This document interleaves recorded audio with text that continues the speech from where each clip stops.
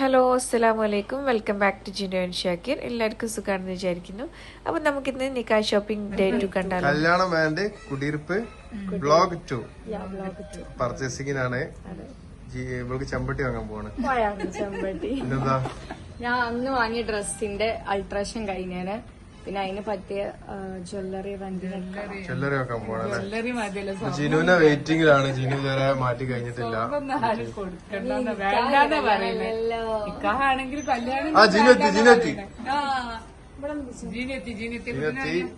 കുട്ടാപ്പി എത്തി. കുട്ടാപ്പിതാ പുതിയ ഡ്രസ്സാണല്ലോ. തുത്തുമണിന്റെ കുട്ടീനെ കാണിക്കണം. എന്റെ സുന്ദരി കുട്ടീനെ. ചേച്ചിക്ക് നാണം. ചേച്ചി നമ്മളെ കല്യാണത്തിന് നിങ്ങൾക്ക് എന്താ വേണ്ടി? സാരി ആണോ? സാരി ഒക്കെയല്ലോ, പട്ട് സാരി. എടുത്ത് കണ്ടില്ലല്ലേ?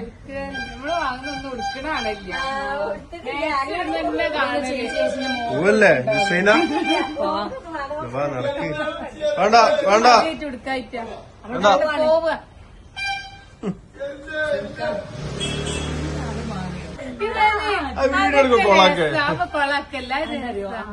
അതൊരു സംഭവം എല്ലാവർക്കും അറിയാൻ തോന്നുന്നല്ലേ. പ്ലാസ്റ്റിക് സർജറി ചെയ്താ ചെവി. അത് വീഡിയോ വരി വരി വരി ഇറങ്ങി ഇറങ്ങി. നേരില്ല നേരില്ല. വരി വരി വേം വരി വേം വരി. ചേച്ചി പോരി പോരി. വരുണ്ടോ? വരി വരി. ചേച്ചി നിങ്ങളില്ല? ഇല്ലേ?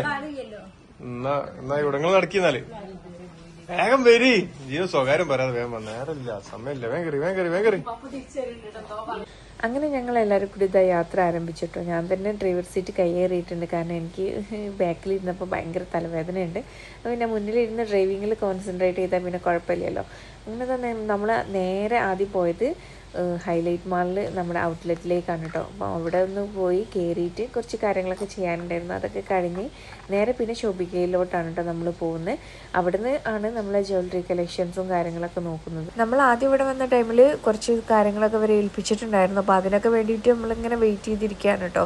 അപ്പം ഇവർ രണ്ടുപേരും ഇതാ ഓരോ ഡിസൈനും കാര്യങ്ങളൊക്കെ അങ്ങോട്ടും ഇങ്ങോട്ടൊക്കെ ഇങ്ങനെ പറഞ്ഞു നിൽക്കുന്നുണ്ട്. അതിൻ്റെ ഇടയിൽ ഇതാ നമ്മുടെ താലിയ ബേബിനെ ഇങ്ങനെ കളിപ്പിക്കുന്നുണ്ട് കേട്ടോ. അപ്പം ഞാനും ഉമ്മയും ഇവിടെ സാരീൻ്റെ ഇതിൻ്റെയൊക്കെ ഓരോരോ ദുപ്പട്ട ഇങ്ങനത്തെ സെക്ഷനിലായിരുന്നു കേട്ടോ. ഈ ഇവർക്കൊക്കെ സാരി കാര്യങ്ങളൊക്കെ നോക്കാൻ വേണ്ടിയിട്ട്. അങ്ങനെ അതൊക്കെ കഴിഞ്ഞതാ നേരെ ഈ നമ്മുടെ മെഹന്തി പാർട്ടിയിലേക്ക് അവർക്ക് വേണ്ടിയിട്ടുള്ള ജ്വല്ലറീസൊക്കെ ഉണ്ടല്ലോ ബ്രൈഡിനുള്ള. അപ്പോൾ അതിങ്ങനെ നോക്കിക്കൊണ്ടിരിക്കുകയാണ്.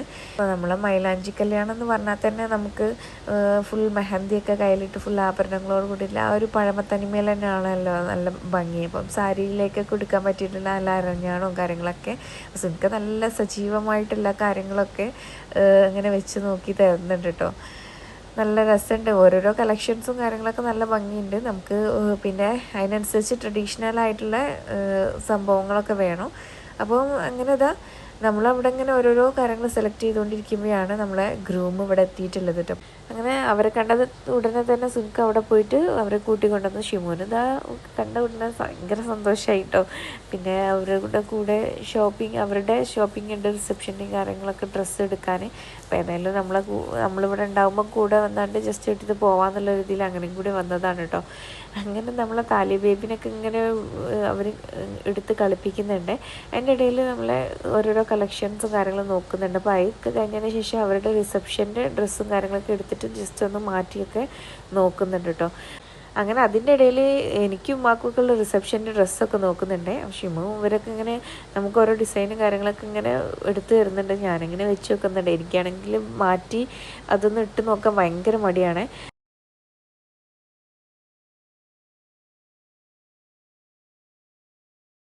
പിന്നെ അന്നത്തെ ഡ്രസ്സ് നമ്മളിതിൽ കാണിച്ചു കഴിഞ്ഞാൽ സർപ്രൈസൊക്കെ പോയില്ലേ. അപ്പോൾ പിന്നെ അന്നത്തെ ഡ്രസ്സൊക്കെ ഇൻഷാല്ലാ അന്ന് നേരിട്ട് നല്ല ഉഷാറായിട്ട് തന്നെ കാണാം. അങ്ങനെ അതൊക്കെ കഴിഞ്ഞ് നമ്മൾ ഏകദേശം ഒരു 3 മണിയൊക്കെ ആയിട്ടുണ്ടാവും കേട്ടോ ഫുഡൊക്കെ കഴിക്കാനായിട്ട്. നല്ല നേരെ വൈകിട്ടുണ്ട്. അപ്പോഴേക്കും വയറിനൊക്കെ വിശന്നിട്ട് വയ്യായിരുന്നു. പിന്നെ ഗ്രൂമും കൂടെ ഉള്ളതല്ലേ. അപ്പോൾ എന്തായാലും ഇനിയും വൈകിക്കാൻ പറ്റില്ലല്ലോ. അങ്ങനെ പിന്നെ നമ്മൾ തൊട്ടടുത്തുള്ള ഹോട്ടലിലൊക്കെ കയറിയിട്ട് നല്ല അടിപൊളിയായിട്ട് ഫുഡൊക്കെ ഓർഡർ ചെയ്തു. എന്തെങ്കിലും പറയാനുണ്ടോ? സ്പെഷ്യൽ ആയിട്ട് എന്തെങ്കിലും ഷിമോ എന്തെങ്കിലും പറയാനുണ്ടോ ഇതില്? ഒന്നും പറയാനില്ല.